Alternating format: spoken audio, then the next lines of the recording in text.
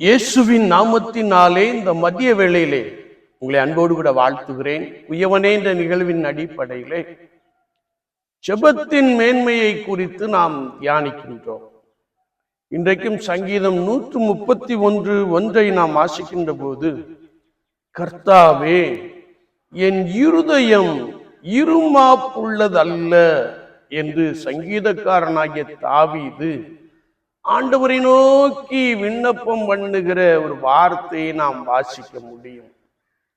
ஆண்டவரே, என்னுடைய இருதயம் உம்மை சார்ந்திருக்கிறது, என்னுடைய இருதயம் உம்மை பின்பற்றி வருகிறது, நான் உத்தம இருதயத்தோடு கூட உடைய வழிகளில் நடக்கிறேன் என்று சொல்லி சங்கீதக்காரனாகிய தாவீது ஆண்டவரை நோக்கி என் இருதயம் இருமாப்புள்ளதல்ல என்ற ஜெபத்தை ஆண்டவரை நோக்கி ஏறெடுக்கிற ஒரு வார்த்தையை நாம் வாசிக்க முடியும்.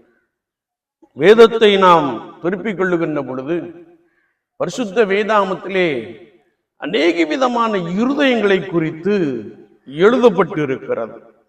மேட்டிமையான இருதயம், துவண்டு போன இருதயம், கரைந்து போகிற இருதயம், கரைந்து போன இருதயம், களிகூறும் இருதயம், தத்தளிக்கும் இருதயம், கழித்த அல்லது வெறித்த இருதயம், செத்த இருதயம், தத்தளிக்கும் இருதயம், தாங்கலான இருதயம், பாதிக்கும் இருதயம், உத்தம இருதயம், சாய்ந்து போன இருதயம், வசப்படும் இருதயம், குழம்பும் இருதயம், மனமேட்டிமையான இருதயம், இருமாப்புள்ள இருதயம் என்று சொல்லி இன்னும் பலவிதமான கடினமான இருதயம் என்று சொல்லி பலவிதமான இருதயத்தை குறித்து நாம் பரிசுத்த வேதாகமத்திலே தெளிவாய் வாசிக்க முடியும்.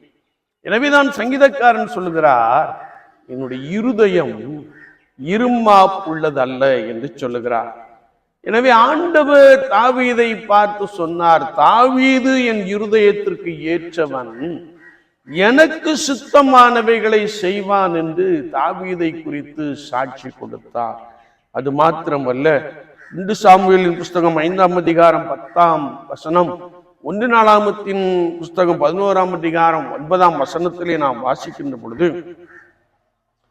தாவீதின் இருதயம் கர்த்தரோடு கூட இருந்தபடியினாலே தாவீது நாளுக்கு நாள் விருத்தி அடைந்து வந்தான். ஆண்டவர் தாவீதோடு கூட இருந்தார். இன்னும் நான் 2 நாளாகமத்தின் புஸ்தகம் 17ஆம் அதிகாரம் 6ஆம் வசனத்தை வாசிக்கின்ற போது, யோசபாத்தின் இருதயம் கர்த்தருடைய வழிகளில் உற்சாகம் கொண்டது என்பதை நாம் வாசிக்க முடியும். யோசபாத் இருதயம் கர்த்தருடைய வழிகளிலே உற்சாகமாய் காணப்பட்டபடினாலே அவன் அநேக போதகர்களை ஏற்படுத்தி பட்டணங்களிலே கர்த்தரை குறித்து, கர்த்தருடைய வேதத்தை குறித்து உபதேசம் பண்ணினான் என்பதாக நாம் பரிசுத்த வார்த்தையிலே வாசிக்கிறோம். எனவே அவனை குறித்து வேதம் சொல்லுகிறது, யோசபாத் வர வர மிகவும் பெரியவனானான் என்ற ஒரு வசனத்தை நாம் இங்கே வாசிக்க முடியும். நம்முடைய இருதயம் கர்த்தருக்கு முன்பதாக நல்ல இருதயமாக காணப்படுகின்ற பொழுது கர்த்தர் நம் விண்ணப்பத்தை கேட்டு நம்மை ஆசீர்வதிக்கிறார் என்று வசனத்திலே நாம் தெளிவாய் வாசிக்க முடியும். ஆனால் வேதத்தை நாம் வாசிக்கின்ற பொழுது கடைசி காலத்திலே கர்த்தருடைய மனிதர்கள், கர்த்தரை அறிந்தவர்கள், கடைசி கொடிய காலங்களிலே அவர்கள் இருமாப்பாய் இருப்பார்கள் என்று எழுதப்பட்டு இருக்கிறது.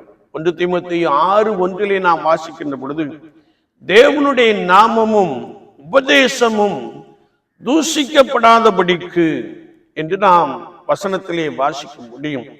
எனவே கர்த்தருடைய வேலையை செய்கிறவர்கள் எல்லாரும் தங்கள் எஜமான் எல்லா கணத்திற்கும் பாத்திரர் என்று எண்ண வேண்டும் என்பதை குறித்து வசனம் மிக தெளிவாக கற்றுக் கொடுக்கிறது.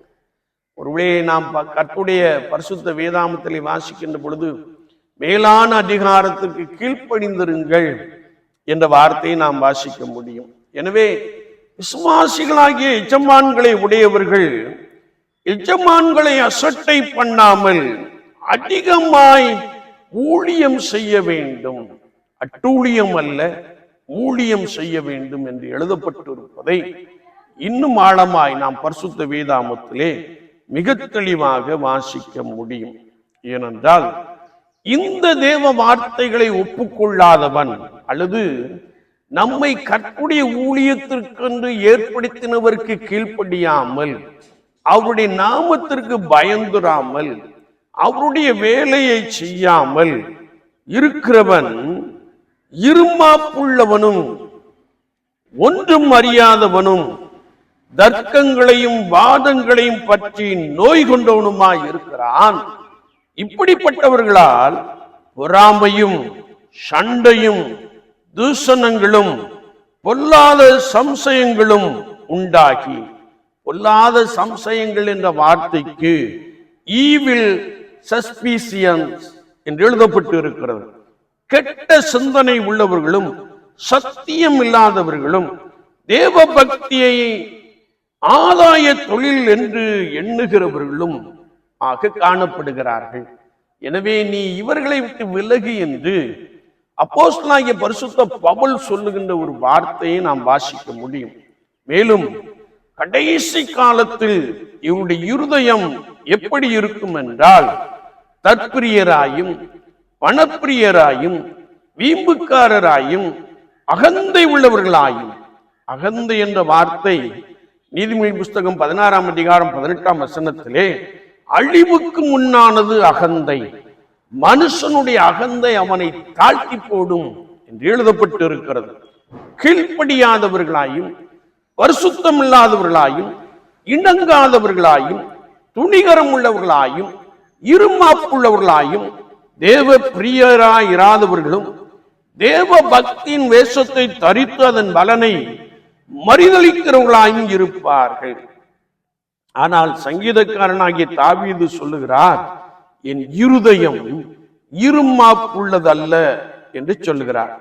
நம்முடைய இருதயம் கர்த்தருக்கு ஏற்றதாய் காணப்படும் போது அவர் நம் விண்ணப்பத்தை கேட்டு நம்முடைய விருப்பத்தை நிறைவேற்றுகிறார். நாம் அவருக்கு பிரியமாய் நடந்து அவருக்கு சுத்தமானவைகளை செய்கிறோம். அவரை பிரியப்படுத்துகிற அனுபவம் விசுவாசிகளாகிய நம்முடைய வாழ்க்கையிலே, ஊழியர்களாகிய நம்முடைய வாழ்க்கையிலே நிறைவாய் காணப்படுவதை குறித்து பரிசுத்த வேத வாக்கியங்கள் மிக தெளிவாக கற்றுக் கொடுக்கிறது. என்னை கேட்டுக்கொண்டிருக்கிற என் அன்பு சகோதரனே சகோதரியே, உன் விண்ணப்பம் கர்த்தருடைய சமூகத்திற்கு எட்ட வேண்டுமே என்றால், உன் விண்ணப்பத்தின்படி கர்த்தர் உனக்கு செய்ய வேண்டுமே என்றால், உன்னுடைய இருதயம் இருமாப்புள்ள இருதயமாய் காணப்படாமல் நல் விசேஷங்களால் நல் ஜீவ வார்த்தைகளால் நிரம்பி இருக்கிற பொங்கி இருக்கிற ஒரு இருதயமாக காணப்பட வேண்டும் என்பதை குறித்து வார்த்தை மிக தெளிவாக கற்றுக் கொடுக்கிறது. சுவாச வாழ்க்கையிலே நம்முடைய இருதயம் எப்படிப்பட்டதாக காணப்படுகிறது? நம்முடைய இருதயம் பொருளாசையை சார்ந்து தேவனை விட்டு விலகுகிற இருதயமாய் காணப்படுகிறதோ, அல்லது நம்முடைய இருதயம் மேட்டிமையும் அகந்தையும் தற்பெருமையும் பணப்பிரியமும் துணிகரம் உள்ளதும் கொடுமை உள்ளதுமாய் காணப்படுகிறதோ, சற்று நம்மை நாமே நிதானித்து ஆராய்ந்து பார்ப்போம். நம்முடைய இருதயம் இருமாப்புள்ளதாக காணப்பட்டால் ஆண்டவர் நமக்கு செவி கொடுக்க மாட்டார். நம்முடைய இருதயம் கர்த்தருக்கேற்ற இருதயமாய் காணப்பட்டால் ஆண்டவர் நமக்கு செவி கொடுக்கிறார். ஆண்டவர் நம்மை நடத்துகிறார். அவருக்கு பிரியமானதை செய்யும்படியாய் நம்மோடு கூட நம்மை பலமாய் நடத்துகிறார். உங்கள் மூலமாய் கர்த்தருடைய நாமம் மகிமைப்படும். உங்கள் மூலமாய் கர்த்தருடைய நாமம் விருத்தி அடையும். நீங்கள் ஆசீர்வாதமாய் இருப்பீர்கள். ஆமென், ஆமென்.